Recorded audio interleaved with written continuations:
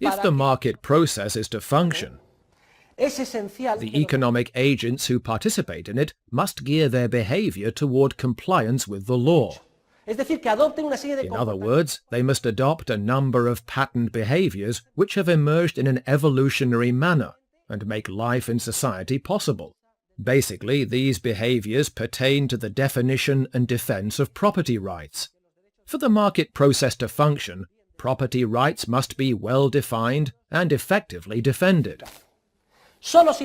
Only when property rights are well defined and effectively defended is it certain that each participant in the production process will reap the benefits of his entrepreneurial creativity and also bear the costs of his actions. If property rights are not well defined, because the state, which supposedly should address the matter, does a poor job of it, and in fact it does do a poor job of it, or if property rights are not well defended, because though they are well defined on paper, in the laws, in practice you can very easily be robbed, swindled, fleeced without the state's defending you, or if both are true at once, property rights are neither well defined nor well defended. When such is the case, systematically irresponsible actions inevitably result. Many economic agents will then be able to afford to undertake actions that involve costs they do not meet themselves, but rather place on the shoulders of others, third parties who take no part in those actions. When property rights are not well defined, due to negligence or deliberate action, and in fact frequently government authorities say, "Oh, private property is the worst. Let us declare that beaches, continental shelves, rivers and air are public property." Here, property rights are deliberately not well defined. When not only are they not well defined, deliberately or otherwise, but they are also not properly defended, when these phenomena occur, what we will call externalities arise. Externalities can be of two types. Take note. We will begin by discussing what are known as negative externalities, or external costs.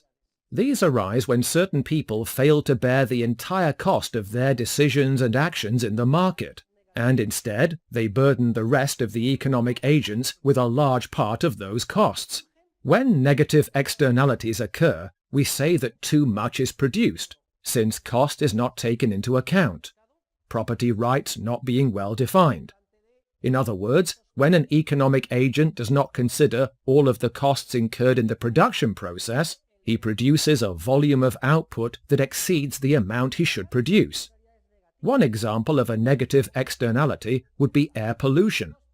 Imagine I own a car factory, and as a result of the manufacturing process, polluted smoke is released. The air carries the smoke, and it harms many third parties. However, I do not pay anything to offset the cost I am creating for other people.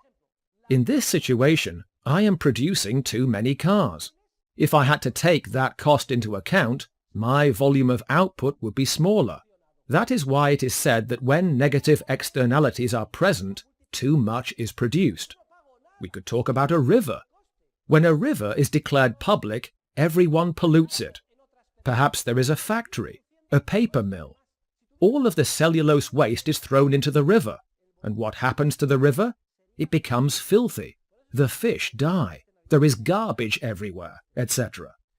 If I had to pay to clean the river, to install a purification system, etc., I would produce less.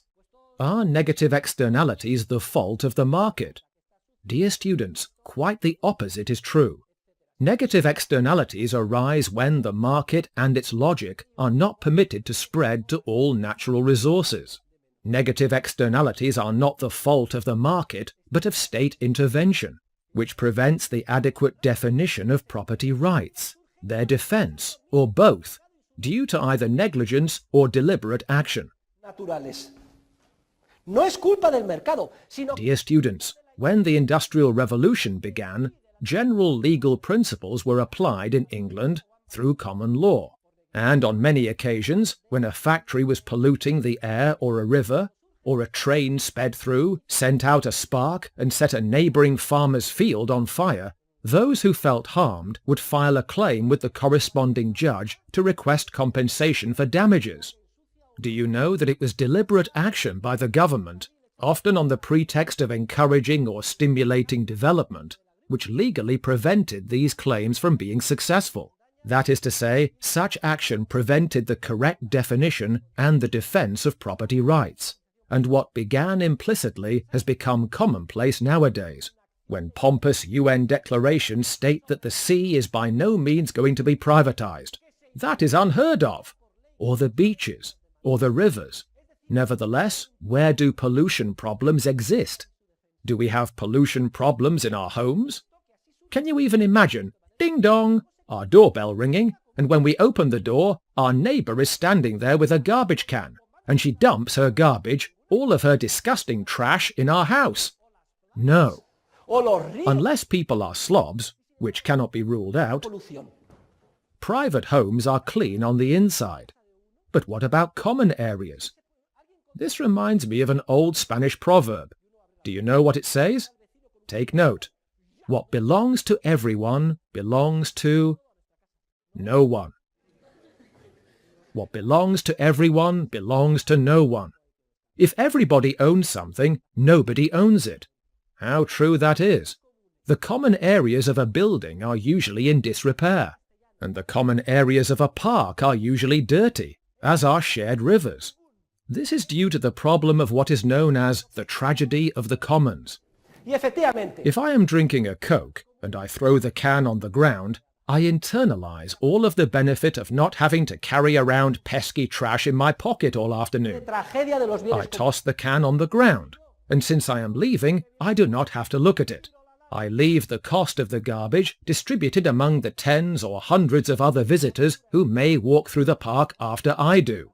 The result? When a good is declared a public good, it is destroyed, spoiled, degraded, and contaminated. That is why the beaches are dirty, and that is why the air is polluted.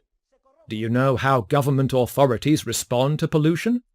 By criticizing the market economy, those wicked entrepreneurs, and doing everything but what they should do. Instead of privatizing the resource, instead of privatizing the air, instead of privatizing the sea, instead of privatizing the rivers, instead of privatizing the mountains, instead of privatizing the beaches, authorities issue thousands and thousands of pages of regulations on what must be done. I want you to go to the bookstore and ask for the Environmental Code. It is insane. Socialism, plain and simple. If you want a river to be clean and full of fish, privatize it. All of the rivers in England are clean, and they are all private. They have private owners or communities of owners. No one pollutes a river there. Someone would immediately file a complaint, and a fine would be charged. There are high-end, low-end, and mid-range fishing clubs, and they are all clean. In the same way, we have restaurants from Zalakane to McDonald's, fast food. Do not think that if beaches are private, you will not be able to go to them. There will be beaches for everyone, a very wide offering of all kinds of beaches, and natural parks, etc. So, the solution to negative externalities is the privatization of resources. Capitalism, the market economy, spreading the logic of entrepreneurship and property rights to all the resources which at present have been declared publicly owned.